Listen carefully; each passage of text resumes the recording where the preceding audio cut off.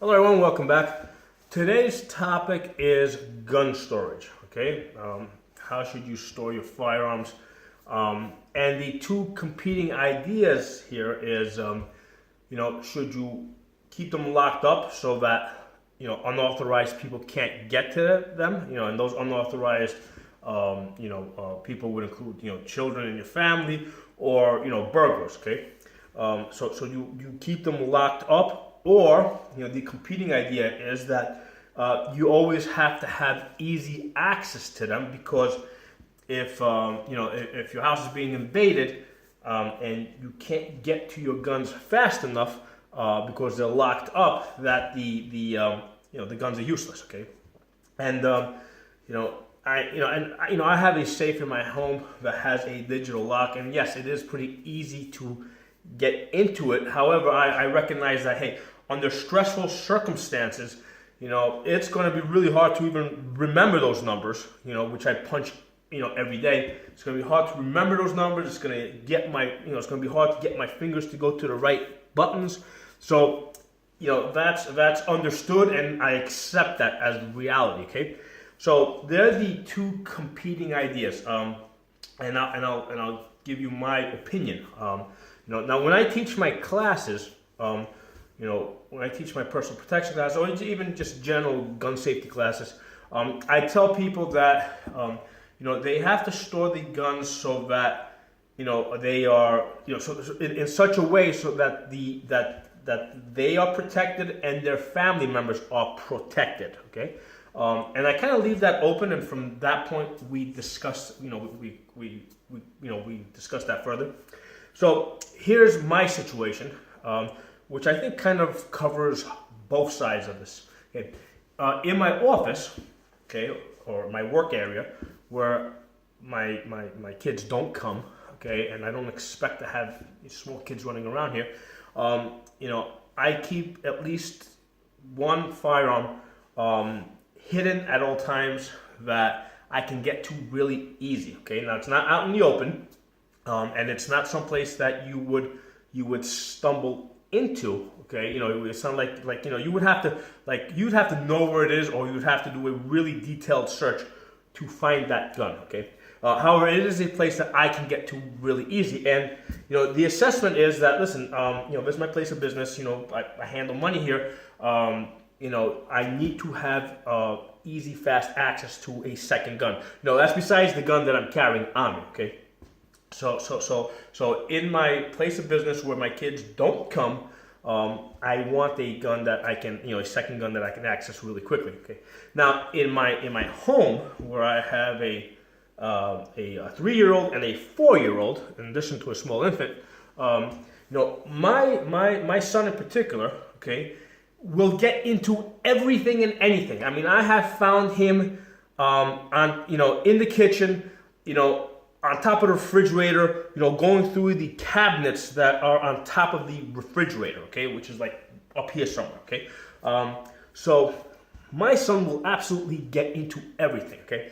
So, I basically, going back to what I said before, I have to decide what is going to keep my family safest, okay. So in that particular case, I keep my guns locked up if they're not on me. And in fact, when I get home, one of the first things I will do after, I guess my wife and my kids, is I will go upstairs, I'll change my clothes, change out my work clothes, and I will put my gun in the safe because my kids are pretty good at going through my pockets. Like, I'll be sitting there and my daughter will put her hands in my pockets, and, so I don't even want to have a gun on me when I'm around my kids, okay?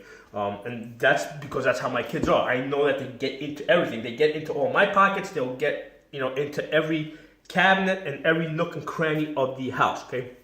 So here I am, same person, but two totally different, locations with different scenarios. And in each location, I've made a decision of, what are the risks, and what are the rewards, okay? At my work location, basically, I want to make sure I have access to a gun. At home, where on a day-to-day basis, I don't expect to have a home invasion.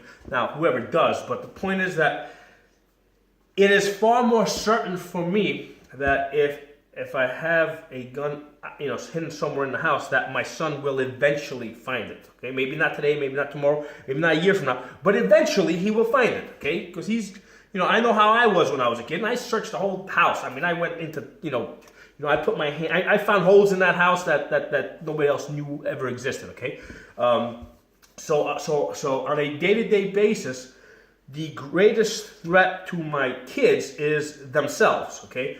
And that's just the reality of it, So now that's it's not like that situation is fixed. I mean, if the situation changes where all of a sudden, there's riots going on, okay, or there's a crime wave, or World War III breaks out, or whatever, the volcano goes off, the asteroid falls, if the situation changes. Where now all of a sudden there's greater risks, okay? I'll change. I'll make changes. So it's not like I'm inflexible. And that's what I'm pretty much advising here. That's what I'm suggesting. Don't be inflexible. Look at your situation and figure out what are the risks to your family, and what do you need to do to protect your family. Okay? Do you need to? What's a greater risk? Protecting your family from the outside world, or in some cases protecting them from themselves. Okay, and that's not something that I would force down your throat, and I don't think that government should force that down your throat either. But that's something that I think that people should consider and analyze for themselves. And one of the things that I don't want people to do, okay, is I don't want them to take the position listen, the anti-gunners say that we have to have our guns unloaded and locked up at all times, and therefore I'm going to do the opposite of they want. Just because they want me to do that, I'm going to do the opposite. Because the reality is that they are in a way controlling you. If they're making you do something that doesn't make sense in your life, that you ordinarily would not do, they've influenced you. You've invited them to live inside your head and pull strings, okay? So don't make decisions just because the anti-gunners want you to do something or they don't want you to do something, and you take the position that you're just going to automatically do the opposite of what they want you to do, okay? Because then you're not operating of your own free will in your best interest, okay? Look at your situation and decide for yourself what fits your circumstances, okay? Now, in my office, for example, if for whatever reason, let's say my kids were to come visit me, I may not move that gun where I have it hidden, but I'm now aware that my situation has changed, and I'm going to be more aware of where my kids are at all times.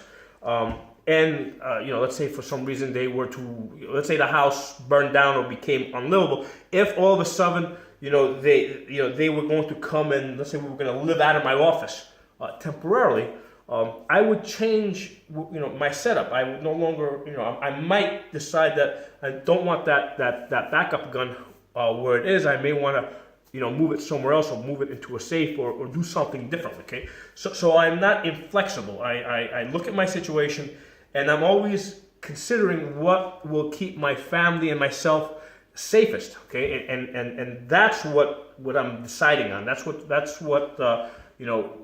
what's going to make my, that's what the focus is of my decision-making process, okay?